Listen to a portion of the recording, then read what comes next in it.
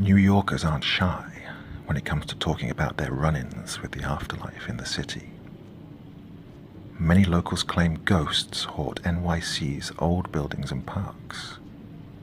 Some less quietly than others. John Lennon is said to haunt the Dakota, where he was murdered, while Nancy Spungen, Sid Vicious's girlfriend, is rumored to be spending the afterlife at the Chelsea Hotel.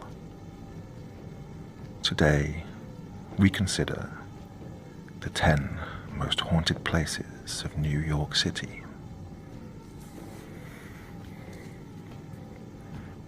The Morris Jumel Mansion. One of the oldest houses in Manhattan, this stately Georgian mansion in Washington Heights was built by Roger Morris, a colonel in the British Army, in 1765.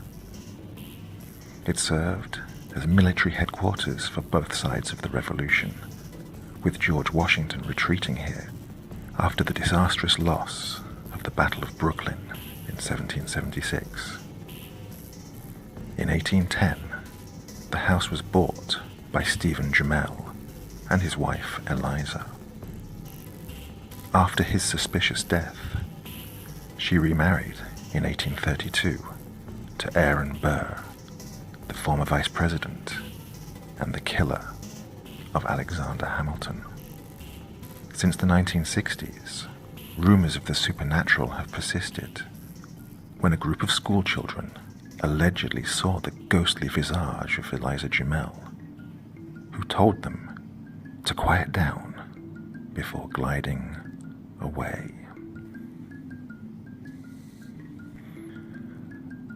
The Dakota Building. The Dakota is renowned for its scene-stealing role in Roman Polanski's 1968 horror classic, Rosemary's Baby, and as the site of John Lennon's assassination. However, this legendary Central Park West building has a long history of supernatural encounters in its own right. Over the years, workers and residents have reported seeing a friendly little girl dressed in turn-of-the-century clothing, an adult with the face of a small boy, and even the ghost of Lennon himself.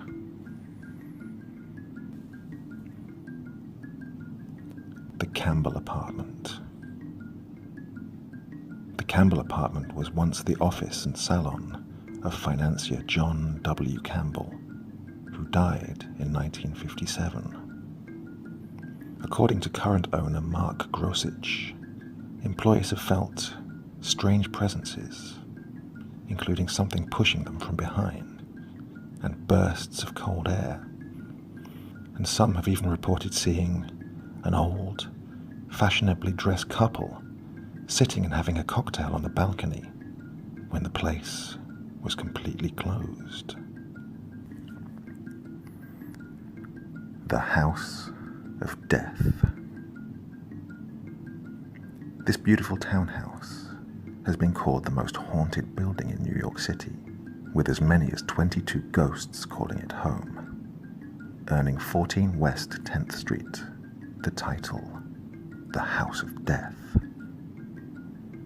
Mark Twain lived here from 1900 to 1901 and claimed that he himself experienced supernatural incidents. Throughout the 20th century, this was the site of several gruesome incidents, including a murder-suicide and the beating to death of 6-year-old Lisa Steinberg. The spectre of Twain himself has been seen ascending the staircase on many occasions.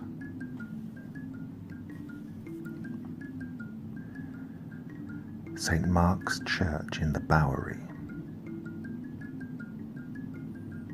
St. Mark's Church in the Bowery is the second oldest church in Manhattan, splitting from Trinity Church in 1799.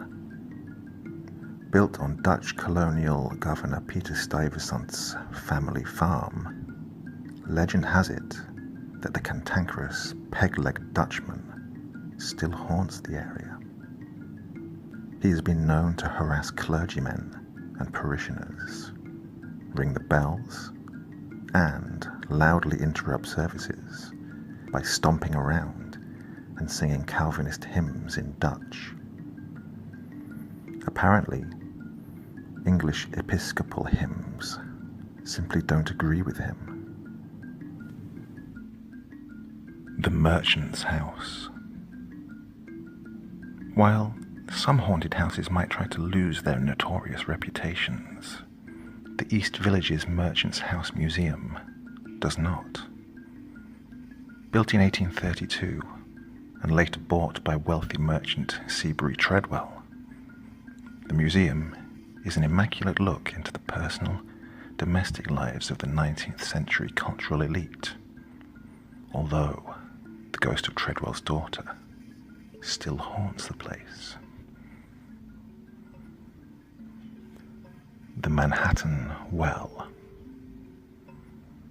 In the winter of 1800, the body of a young woman named Julielma Sands was found at the bottom of the Manhattan Well at what is now 129 Spring Street. The ensuing trial was one of the great scandals of 19th century New York, with Levi Weeks accused of her murder after he reportedly impregnated and promised to marry her.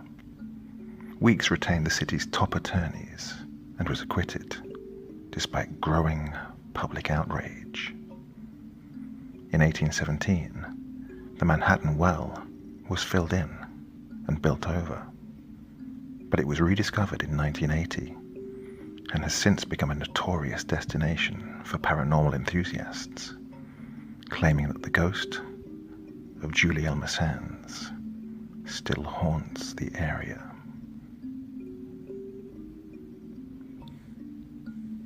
The Conference House.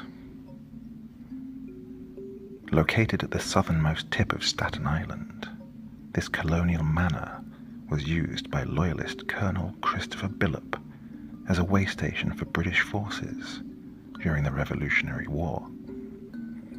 It also hosted the unsuccessful Staten Island Peace Conference on September 11th, 1776, with Benjamin Franklin, John Adams, and Edward Rutledge in attendance. In 1779, Billop suspected a 15-year-old serving girl of spying for the rebels and allegedly killed her by throwing her down a flight of stairs. Supposedly, her ghost can still be heard screaming today. What's more, the area was also used as a Lenape Indian burial ground for thousands of years before European contact. The Lefferts Laidlaw House.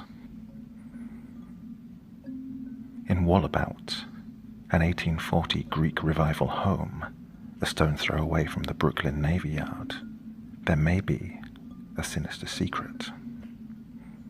One December evening in 1878, resident Edward F. Smith reported hearing a knock at his door, but when he went to answer, there was no one to be found.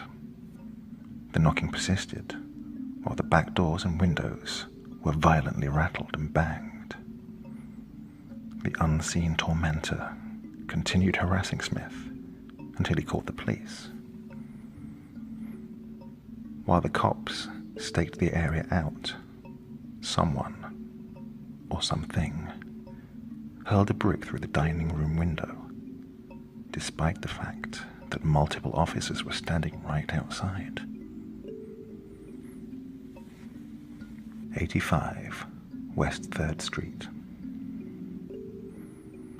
Now part of New York University's Furman Hall, 85 West 3rd Street was once occupied by Edgar Allan Poe for 8 months in 1844 and 1845.